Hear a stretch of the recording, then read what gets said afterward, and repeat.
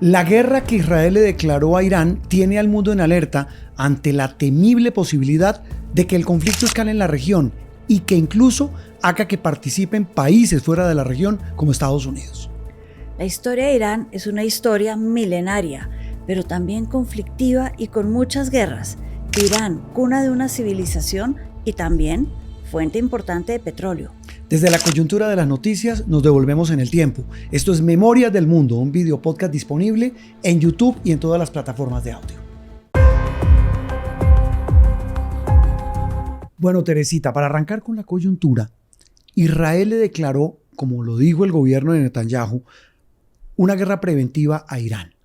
Dicen que para prevenir que las armas nucleares que se supone tiene Irán no las utilice contra Israel, que está metido pues en este tema espantoso y doloroso de Gaza, con toda la masacre y la tragedia humanitaria que ya sabemos y con toda la polémica mundial que hay en torno a eso.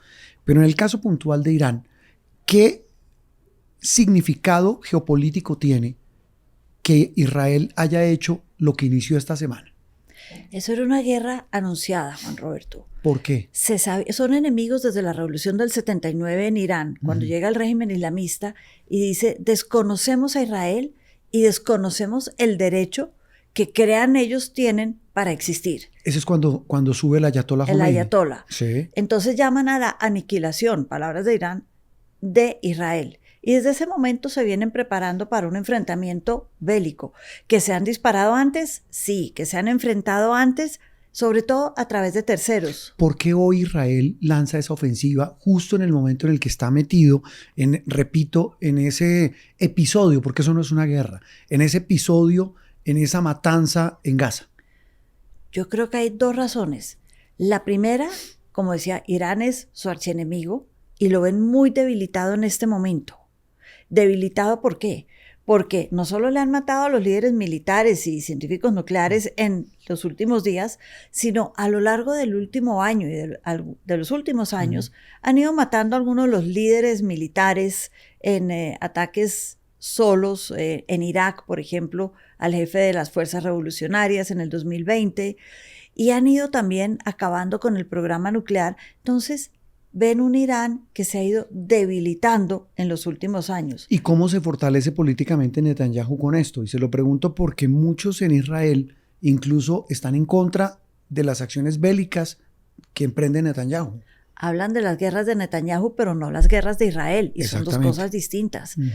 Pero Netanyahu venía no solo ya muy mal por la guerra en Gaza, internamente, tiene problemas la señora de corrupción enormes, una ley muy complicada dentro del Knesset, el parlamento israelí, que podía haberle afectado la legitimidad y la unión de partidos que lo están apoyando. Días antes de la guerra con Irán, pasó por un voto. Es decir, él mismo se está dando cuenta que su situación política es delicada, pero con esto de Irán, el enemigo común, entonces está uniendo, cree él, nuevamente al país. Uno podría decirlo que como muchos sátrapas en el mundo recurren a las guerras como una cortina de humo para tapar sus crisis internas. Totalmente, un sofisma de distracción frente a un Irán que vende la idea de que está debilitado, entonces nos queda fácil atacarlo y ya hemos atacado a sus proxies, porque acá la geopolítica de la región, los aliados grandes de Irán, ¿quiénes son? A los que él ha armado y les ha dado plata y armas durante años. Esa geopolítica en la región, Teresita, ya hablamos de la geopolítica global, pero en la región, ¿qué va a implicar hacia un futuro inmediato? Y la pregunta puntual es la siguiente: ¿todos esos aliados del mundo árabe, iraní, pueden meterse en ese conflicto? Todos pueden. La pregunta es qué tanto quieren y de qué lado. Tenemos que los países que Irán ha armado, Yemen, Siria, pero sí. Siria está en un cambio de régimen, por eso digo yo, ellos están ocupados en su propio problema en este momento. Líbano, obviamente Gaza, Cisjordania, de alguna manera son países que van a hacer lo que Irán les pida que hagan en este momento. Y otros actores como Arabia Saudita, que ese es el grande de la región. Arabia Saudita, y hay que hablar de Irak, ahí que es otro importante y grande. Arabia Saudita es un país que salió a decir: repudiamos el ataque de Israel a Irán, nuestra solidaridad con Irán, pero llevamos décadas peleando con Irán, tenemos dos visiones de lo que debe ser el Medio Oriente muy distinta. Y por ejemplo, la guerra en Yemen fue un enfrentamiento entre Irán y Arabia Saudita en un tercer país. Irak. Irak es un país que es chiita. Y acá rápidamente, Juan Roberto, chiita es una rama del Islam a la que pertenece Irán. Son los minoritarios dentro del mundo islámico. El 80% es sunita, como Arabia Saudita. Y parte de la pelea es, queremos imponer los principios sunitas, es decir, que haya unos líderes que puedan interpretar el Corán. Los chiitas dicen, son los descendientes de Mahoma los que lo interpretan y no más. Son minoría, pero Irak, vecino de Irán, es chiita, y después de la caída de Hussein, estuvo muy cercano a Irán por aquello de que por fin los chiitas vamos a tener un gobierno en Irak y necesitamos ayuda. Estados Unidos se ha metido fuertemente en Irak, al igual que otros países de la región. Volvemos a Arabia Saudita. Irak, si yo pongo, por ejemplo, en un color verde oscuro a los amigos de Irán, yo pongo a Irak en un verde clarito, un verde desteñido, como que no sabe bien qué va a hacer. Un verde dudoso. Un verde dudoso. Estados Unidos, Teresita, y se lo pregunto porque el presidente Trump ha sido muy locuaz, como en todos los casos, para hablar de este conflicto en particular. Dice, tal vez sí, tal vez no me meta, pero estoy listo y muestro los dientes. Desde su primer mandato ha dicho que Irán es el enemigo del mundo y un Irak con armas nucleares no debería existir. A eso sumémosle que desde la revolución del 79 Estados Unidos ha entendido a Irán como un país enemigo para muchas cosas, para sus intereses en la región, sus intereses petroleros, su seguridad en el Medio Oriente. Y Trump, que no solamente no tiene pelos en la lengua, tampoco dudaría en actuar. Y la pregunta es, por ejemplo, ¿actuar directa o indirectamente? Indirectamente, ¿qué quiere decir? ¿Cómo sería eso? Le presto a Israel una cosa que se llama GBU-57, el supermisil, un misil que tiran desde un avión fantasma, que no se dan cuenta que está volando por encima de uno, y que tiene la capacidad de penetrar roca dura y concreto hasta entre 40 y 60 metros de profundidad. O sea, ese sería el detonante para definir ese conflicto. Sí, porque con eso acaban con todo lo que tiene bajo tierra Irán de procesamiento de uranio y demás, pero sería un arma americana de Estados Unidos. E Irán ha dicho que si eso pasa, considerarían a Estados Unidos su enemigo y atacarían las más de 20 bases militares que tiene en la región, además de los cargueros que puedan pasar por esas aguas. Ay, Dios mío, estamos frente a un conflicto que nos tiene, digamos, en la cuerda floja, si le estoy entendiendo. Y cuando digo la cuerda floja, de una paz absolutamente frágil. Totalmente. Y hay un tercer país que no hemos hablado. No es del Medio Oriente, pero es muy importante en el mundo islámico, Pakistán. Pakistán tiene el cuarto ejército más grande del planeta y tiene armas nucleares. ¿Y por qué se metería Pakistán? Porque después del ataque a Irán llamó a decir que todos los países islámicos musulmanes del mundo se tienen que unir en contra de Israel. Teresita, el poderío real de Irán hoy, ¿qué tan poderoso y qué tan amenazante es?